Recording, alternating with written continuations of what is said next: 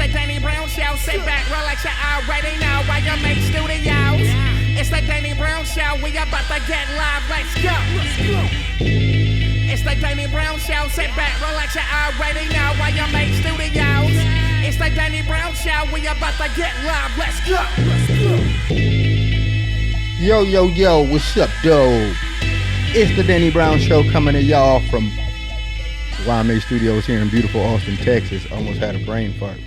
I mean, I think it's this coffee or something, man. I'm really running low on fumes. I woke up. It wasn't the fact that I woke up too early. I did the dumbest shit you can do as a 40-year-old man, and that would be, I was laying in my bed and I was on my way to sleep because you know me, I'm old. I go to bed at 9 p.m. But it wasn't working out. And sometimes I have to tell myself that I need to stop putting this pressure on myself to go to bed at 9 p.m. to wake up at 5 a.m. because sometimes it just doesn't work out like that.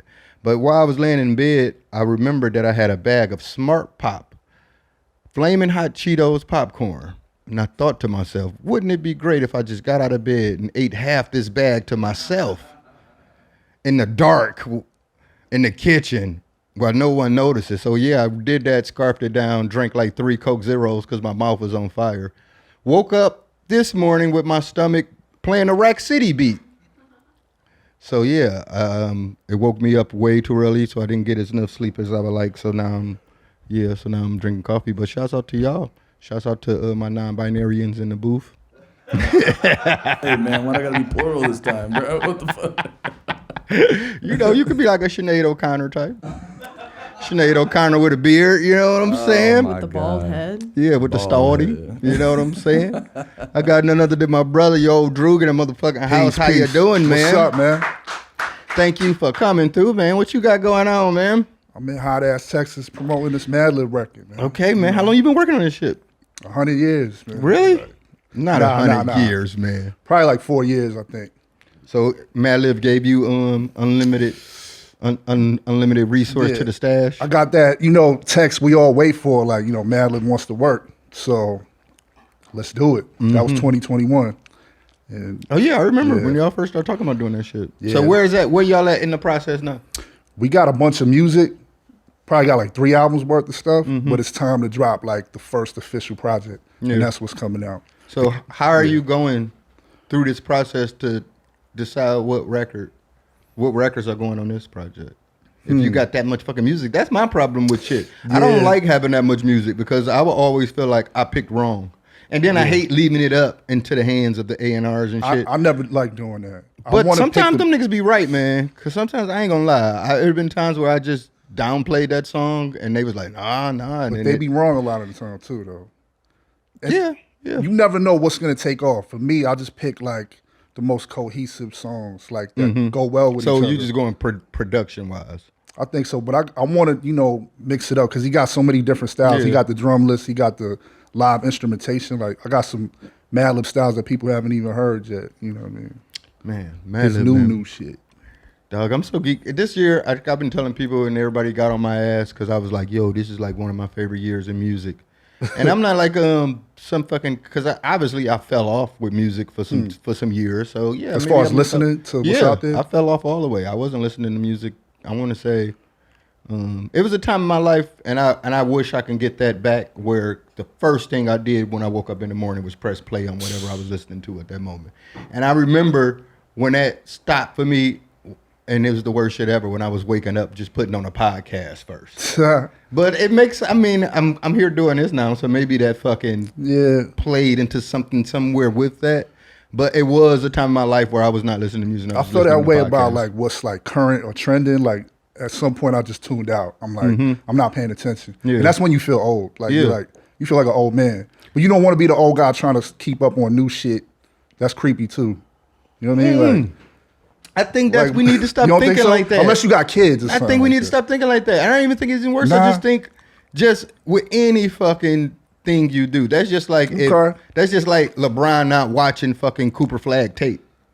Okay. You don't know what you about to face up against. You get what I'm saying? So I don't even look at it like I listen, especially when the kids be like, "Yo, this is dope. This is dope. Check it out. Check it." And I check it out. But I don't. I'm not listening to it from my perspective to say. I can see the value they get in it, and I can see what I like in it, but I can't say that's what I'm gonna return to. Right. You know, because I just have an older palette. You know what I'm saying? Yeah. Like when drill was the popping thing, I love that shit. Like Chief Keef, like I was early on Chief Keef. Absolutely. But now when it got oversaturated, like I don't know what the fuck is. Once they started, once the fucking UK and you talking about the bass? I like the original DJ Ken. Drill music.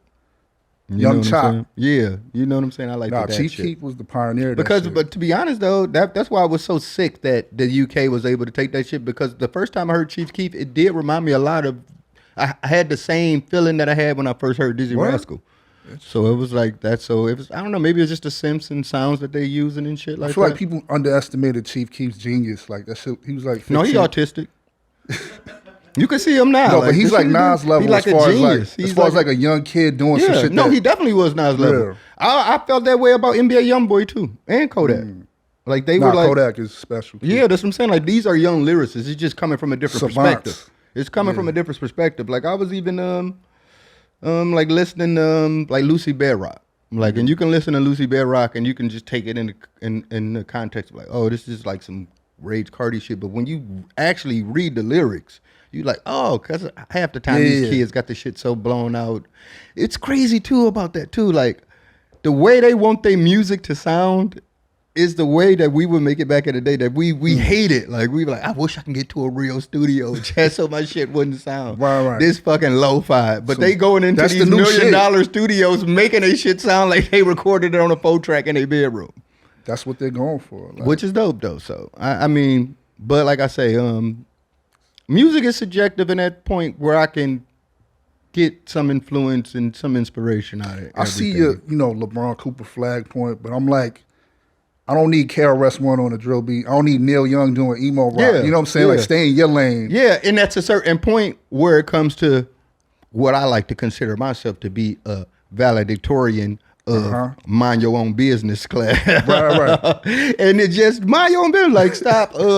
Because you want to hear some real shit? I follow a lot of these YouTube channels that will like post old videos of like Rap City and like Teen Summit, or I know what you're talking about. Caribbean Vibes, the VHS with Rachel, and they post, and I would be watching these episodes, and I'd be like, oh, shit was always kind of whack. It was always like the majority of shit you will watch on Rap City now, you will be like, oh my, I forgot about this. This was horrible. It was always, and it'll be every blue moon where it was some dope shit. Yeah. So I would say for the most part, people can't just think like hip hop was just everybody was just fire. No, and then there's a lot of times some shit we look down on, and we'll be like, yo, because I remember there was a time where people like that whole Swab House movement, where it was like, Tila and all them. Now you look at that shit was hip hop as fuck. And back at the time, it just because it wasn't boom bap East Coast shit, people didn't consider it to be hip hop. Sometimes your ears are not ready for something, you know what I mean? And then you go back later as a grown man. I don't think I got Chief Keef when it first came out. Then I heard it later. Like I said, the only reason I probably got it is because I came from that grime aspect and I was hearing it from that perspective. Interesting. But yeah, definitely to be that young and to be able to, I don't know, have that much pressure on you. Like to be that high, like I don't think I'd be able to handle that shit. Nah. And to see, that's what I really love too, to see how he had all that. He could have took it wherever he wanted and he still kind of kept it underground kind of. He's in his own lane. Like he's been in LA forever, right? Yeah. Now he's pretty much an LA kid at this point. He's been there. Nah, if I got popping at that age, I would have died type shit. Like I would have crashed out. So with the Madlib shit, you gonna drop 3 albums from this shit? Hopefully, I think there'll be like volumes, but a lot is riding on this first one. You know? So I want to make sure that hits as hard as possible. So I might be taking records from album 3 and putting it on album. You know what I mean? So that's the mindset for me. Man, I feel like every year I just go back into just that just that. Watching that whole process of them making Mad Villain and just the idea that this shit was done with a 4-track and an SP303. That's crazy. You know what I'm saying? Like, and it almost makes me feel like right now we have too much access to be able to make music. Like, just what they did with that would just, because I remember having a fucking SP303 and I was like, how the fuck do you do anything? Handheld, how the fuck you do? Like, now Madlib said he making beats on an iPad. And I think that limitation breeds his creativity in some sense. Absolutely. I mean, the first song I ever dropped that, got me attention, I had like a 4-bar loop and I kept like replaying it and wrote the whole verse. Came to the studio and was like, loop it up. I didn't have like a whole beat. So like that pressure made me like write every bar like it was, Do you think the drumless shit is getting a little too over? I'm over it. I've been over it. You already knew. I've been over it. But at the same time, like, I understand like the purpose of it when it first hit. Like, it's supposed to showcase the vocalist. Yeah, definitely. Like, it's for the words to shine, but people overdo it like anything that gets popping. It's just like, I hear these beats that people pick beats that I wouldn't even use for interludes. I'm like, that's your lead single? Like, this shit is just somebody like with shakers. I remember it was a whole thing of people were just saying it was like lazy, but I knew that wasn't a thing because some of these, like even if you look at a lot of shit on Madlib was just really simple loop shit, but it's a lot of like tricks and tips that they're doing to these samples, man. They're putting a lot more love into just looping it for bars. So I don't want people to think that just because they didn't add drums that it wasn't love put into that beat. And I'm saying that to say I can tell when a person, you know what I'm saying, is really like, oh no, he knew that it was iller without drums and not just him just not even exploring that option. That's production. That's what I'm saying? Like at least explore the option. Yeah.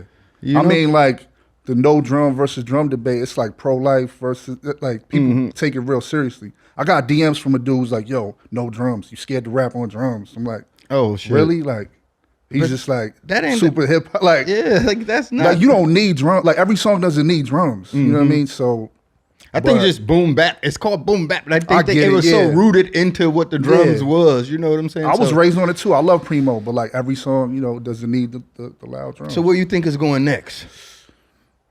In that world, because obviously I think people need to step up their production because you can't just rely on like when you perform, like that drumless shit only gets you so far. Like you gotta have shit that knocks. I think it's more gonna be based towards because being that if that's a staple, if the drumless shit is a staple, and that's going like more artists just producing for themselves because now it's easier to make a beat. Yeah. Like niggas ain't even chopping shit like that no more. But that's that care you talked about. Like two dudes can have the same sample. Like they're not gonna freak it like Dilla or Madlib did. You know what I mean? Man, we ain't gonna even talk about the Dilla shit. Yeah. Like that's just too far. But I mean, just they say even if you listen to something like J-Lib, like, and you could just see the approach that both of them was taking. Like to me, like some people look at that album like a beat battle. I was like, oh man, he won this, but I don't look at it like that. I look at it like they were both building off what they was doing on opposite ends of the spectrum. I heard they thought the album was gonna be bigger than Madvillain. Like really? I mean, I can see that though. I can see that at that time. So I didn't know about any of that stuff when it was happening. I was listening to DJ Clue tapes. I caught on which is still some hip hop ass shit though. For so sure. It ain't like, I mean, me being from Detroit, bro, I didn't know Dilla was from Detroit until I want to say maybe 2008. Damn. Because it was always remember the Uma.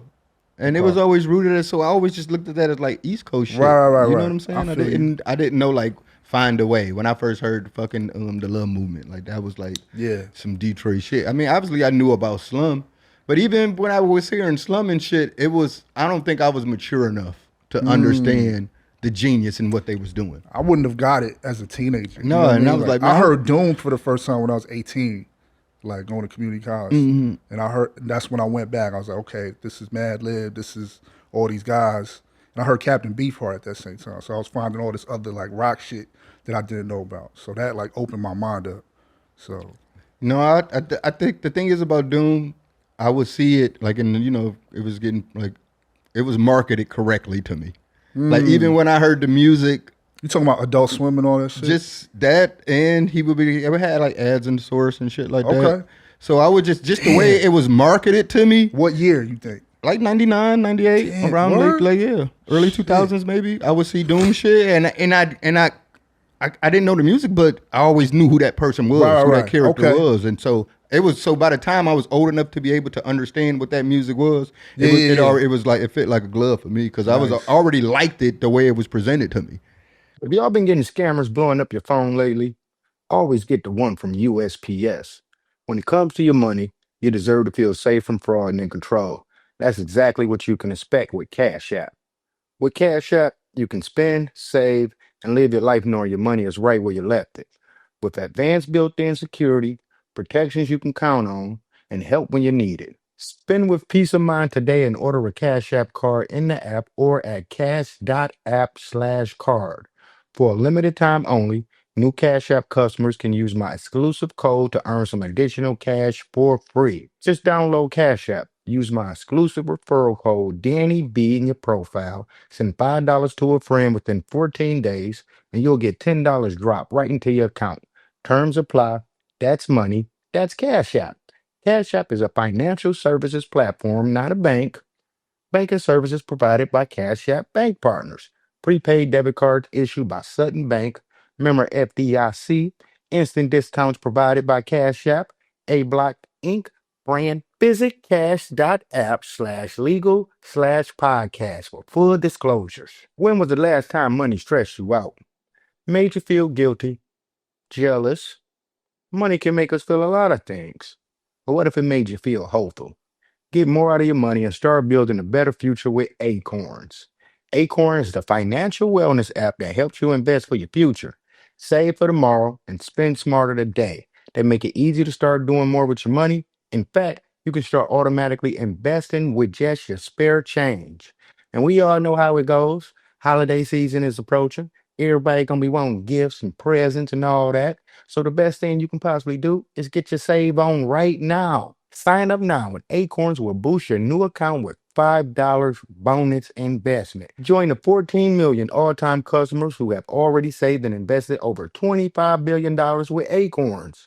Head to acorns.com/DannyB or download the Acorns app to get started. Paid non-client endorsement. Compensation provides incentive to positively promote Acorns.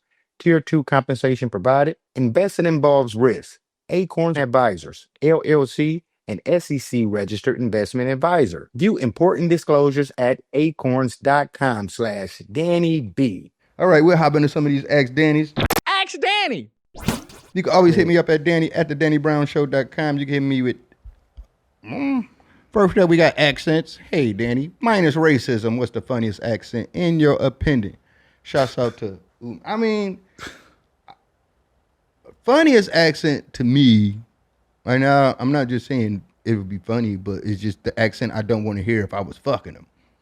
And that would probably be German. I was just about to say that. Because they'd be like, oh, shoo, shoo, shoo. You'll just hear, man, like, bitch, you about to spit on me.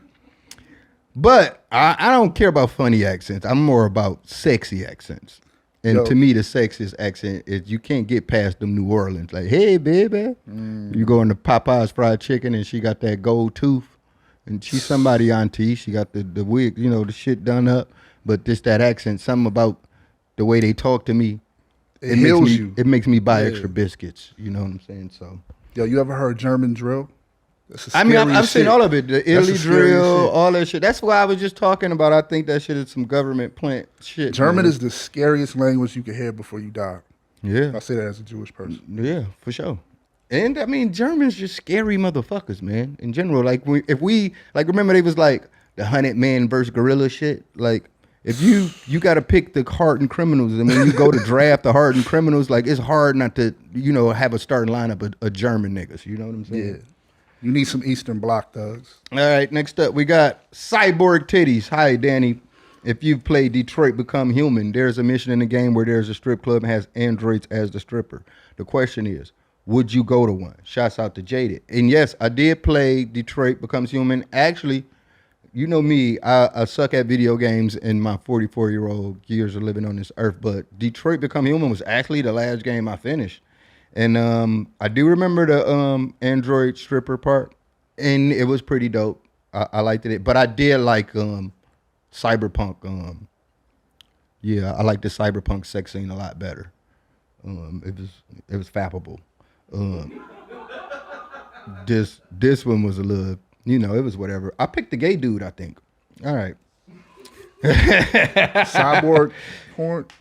But yeah, I do believe that this is a future that we're heading into. I've many times explained to my fellow gooners out there that sex toys for men are very trash. But I believe we're getting very close to a time where that motherfucker could really feel like a mouth. So hopefully we get in there. Next up, we got Shitty State.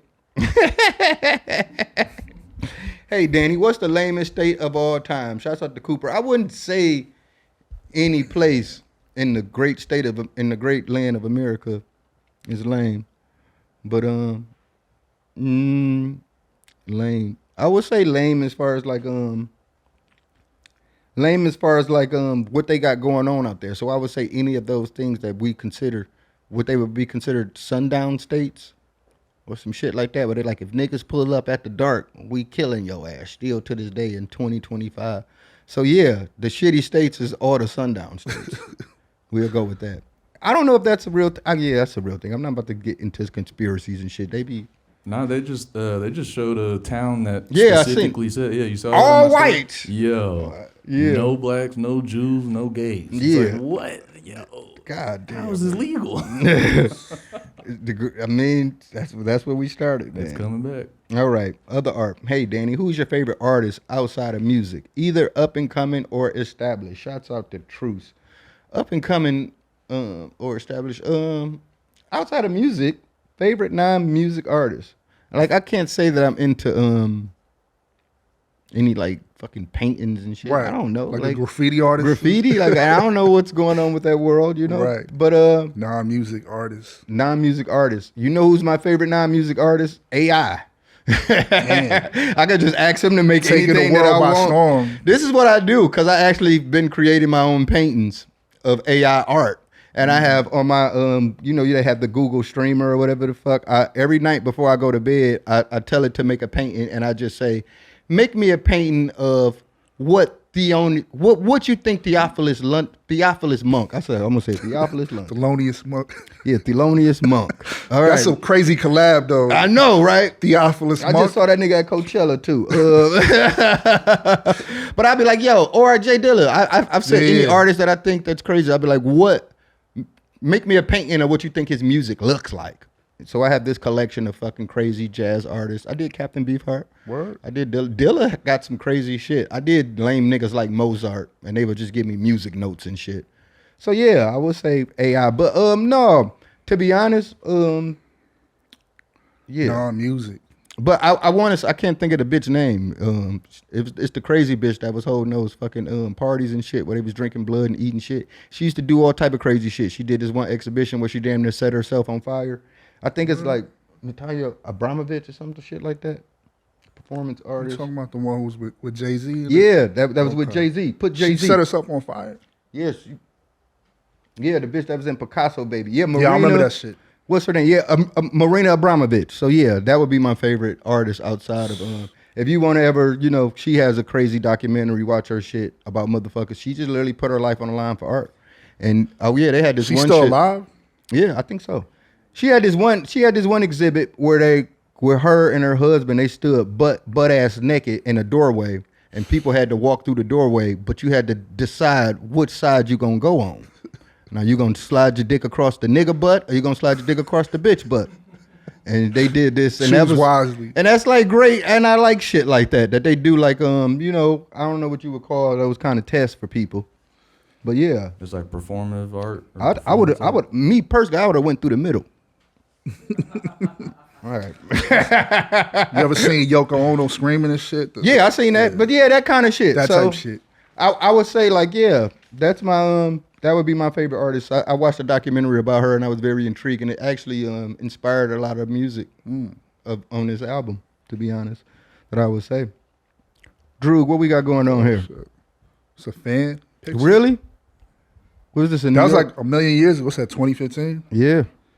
Yeah, you know when somebody asks you for a picture outside? Do you know what's so crazy, man? How, like, that was, okay, obviously that was 2015. That was over 10 years ago. Right. But how the camera quality has changed, like, you know what I'm saying? So actually, remember how we used to be when it was we like deep fried and shit? Yeah, when we were kids, we would see like videos from like the 60s or 70s, and that shit just looked ancient time. That's like 88. And I thought about that. Like, so when kids of this generation, when they see something from the 90s, does that shit just look like they see an old Nas video? Does that shit look like Melly Mel and them niggas? You get what I'm saying?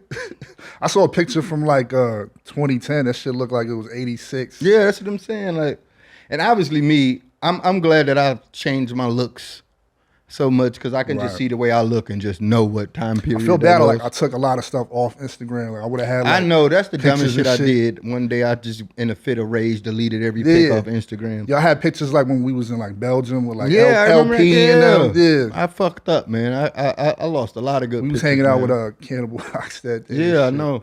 Wait, y'all don't archive? Y'all delete? Man, I don't know how to use. Nah, you know, Unc don't got internet. I've been deleting shit. Bro, there's a button right now. All right. Well, I don't know how to do because I ain't care. I was just like, this shit feels. Oh, why do I have shit from like the Obama administration on my IG? Like, I just wowed out one day and was like, you know what? I'm going dark.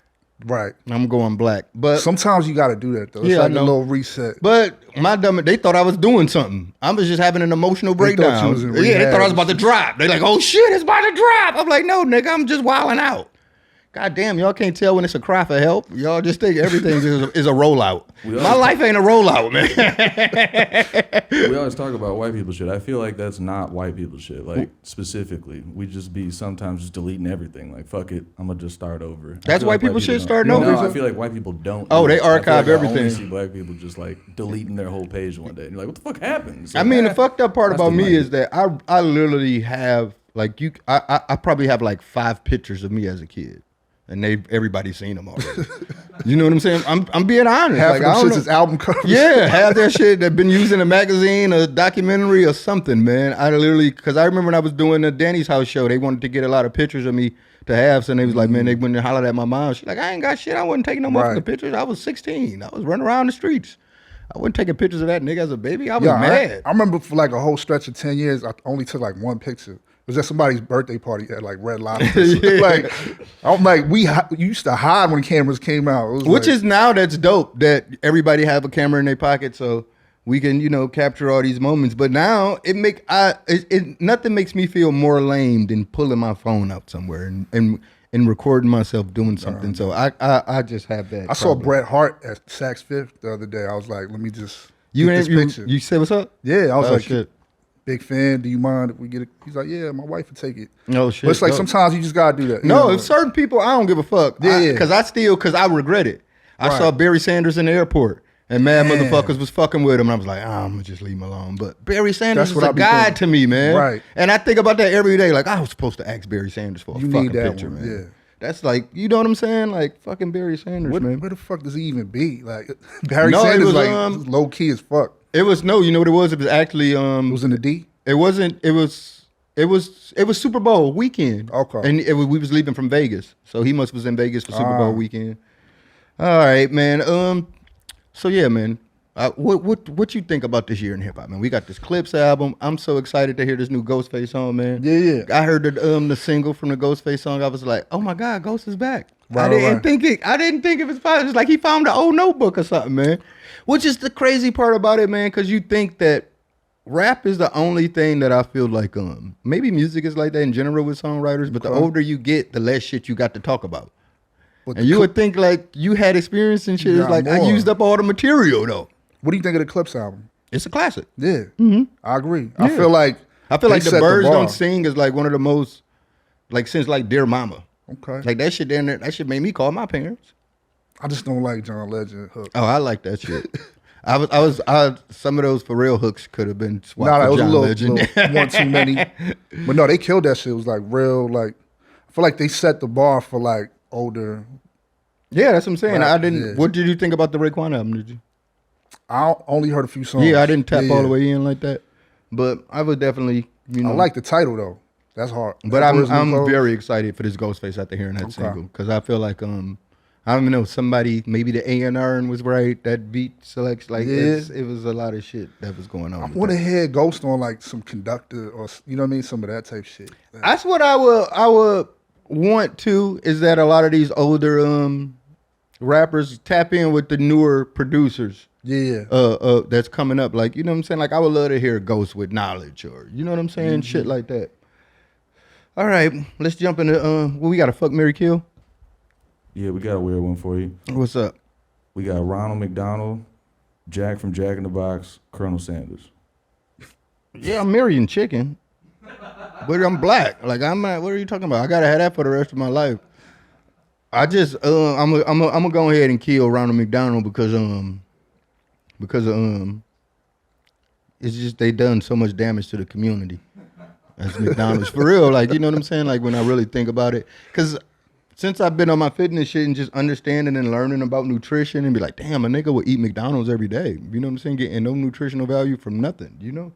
So yeah, fuck you, Ronald McDonald. But I do really love that documentary about niggas finessing the Monopoly game. Yeah, so maybe just on the fact that Monopoly will let you scam. I mean, McDonald's lets you scam is like, you know, but Jack in the Box is a fuck because that you can't do nothing else with Jack in the Box. They open on a late night, you know. So yeah, Jack in the Box is a fuck.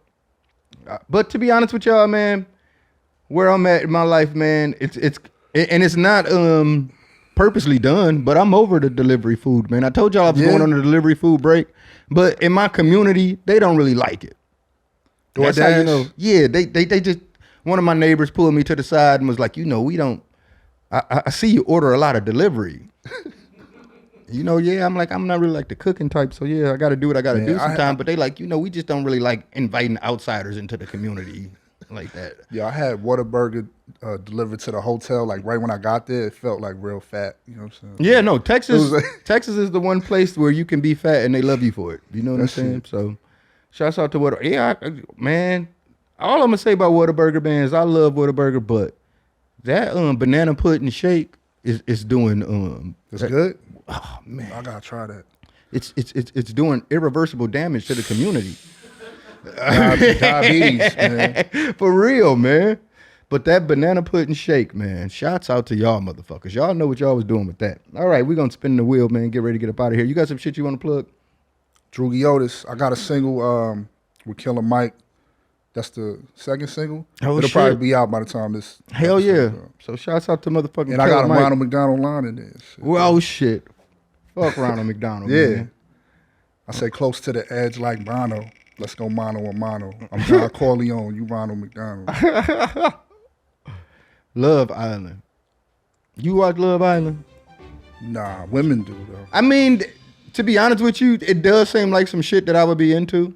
It just never came. I just never had the time to even just tap in and then like this because y'all know me. I be loving my 90 Day Fiance and my fucking what's the jail shit? The jail shit is my favorite one. Which one's that? Where the niggas be in jail and shit, and then I know the what bitches, you're talking about, though. then they get out, or it could be a bitch that's in jail. You know what I'm saying? But the jail one is my favorite one. Love After Lockup. Right. My nigga knew what was up. I be watching the reruns of that. Like I be like, man, I already know what's going on with this one. But yeah. But yeah, Love Island, it seems a little, it ain't underground enough for me. Right. You It's know too what I'm saying? mainstream. Yeah, it's too mainstream, man.